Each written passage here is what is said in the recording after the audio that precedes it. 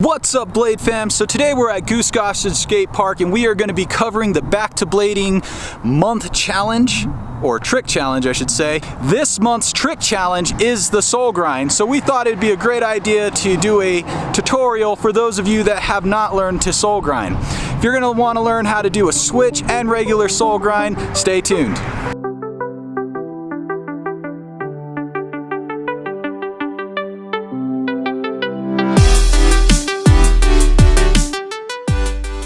Alright guys, so we're here at a very simple low ledge to learn how to do a soul grind.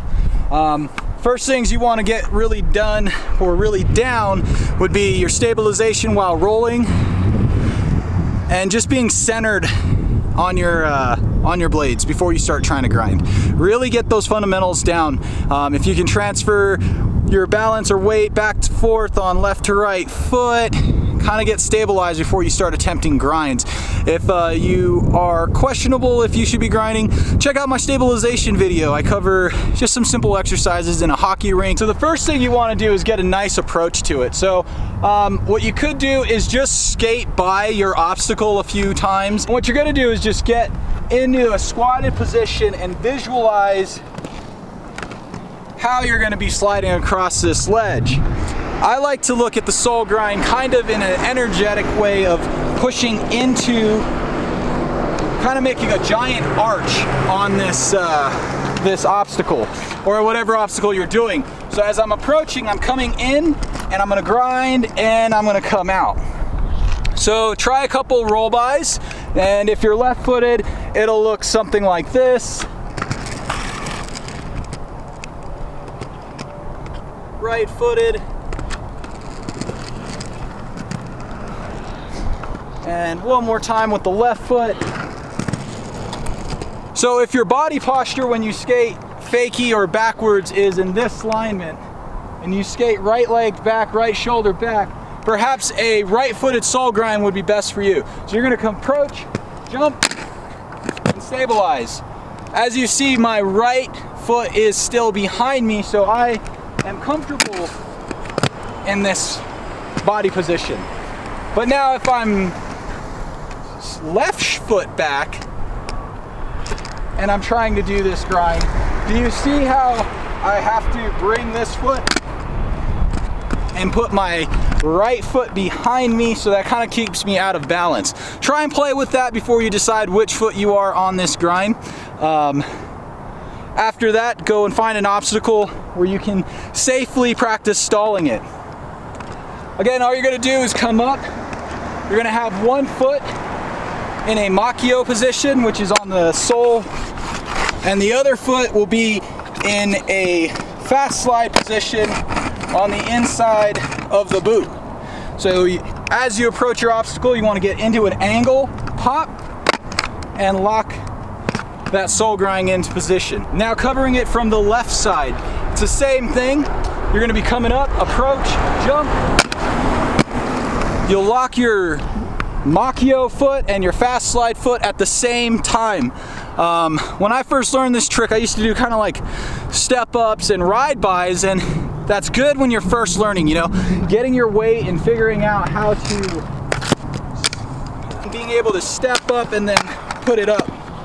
That's cool, but it kind of teaches you to think of your legs separately, which if you develop the habit of jumping that way, like I did, you'll have a very hard time jumping with 2 feet, which puts you in an imbalanced position on grinds, right? So if you have to jump onto an obstacle, jumping with 2 feet and landing with 2 feet at the same time creates 1 point of balance.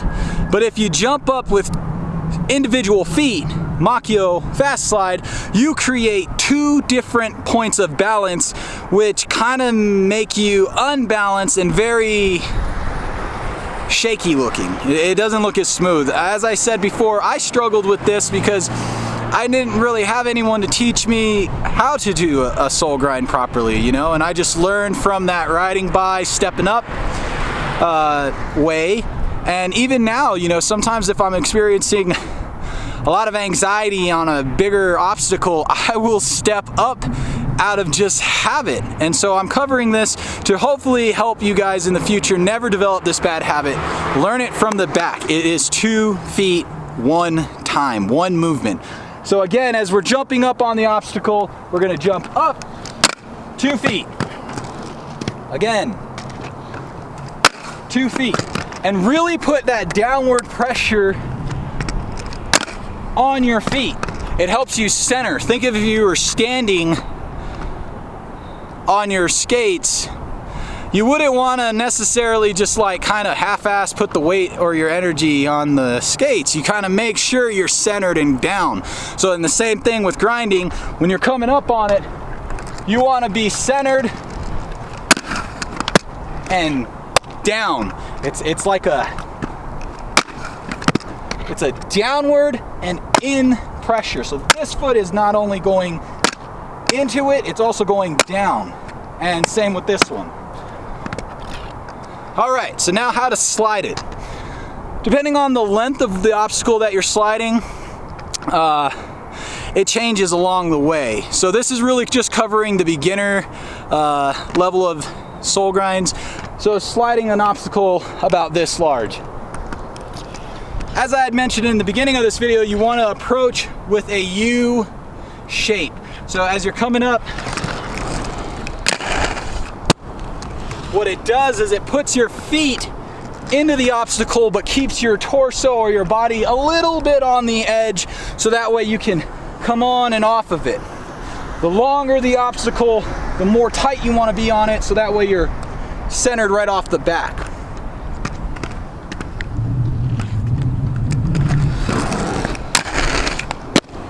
All right, now how to come out of this grind. You can come out fakie, which is landing backwards, or you can come out landing forward. Let's cover real quick on the fakie.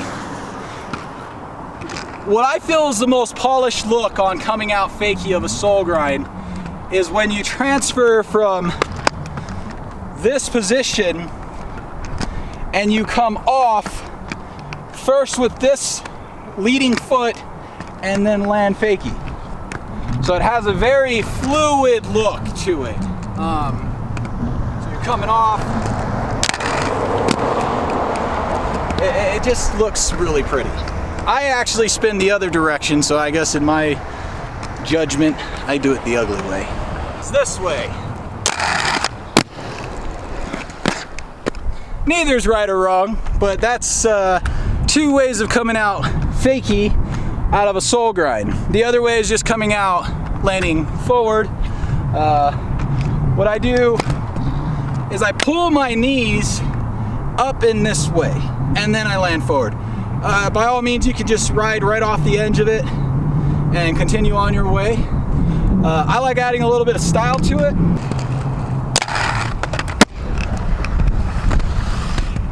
But it's personal preference. So again, I hope that helps. Remember, break it down into easy, simple steps. Knowing that you can stabilize on your skates and roll in a controlled manner is very important. After that, knowing how to approach your obstacle. Visualize yourself doing it, see yourself doing it. Then conditioning the muscles to be able to stabilize while sliding. And from there, have fun, enjoy the ride. All right guys, so that's gonna sum up the tutorial. Again, check out Back to Blading. Lawrence is just doing an amazing job with the community over there and doing these trick challenges. Check those videos out. And until then guys, keep the blade alive. Aloha.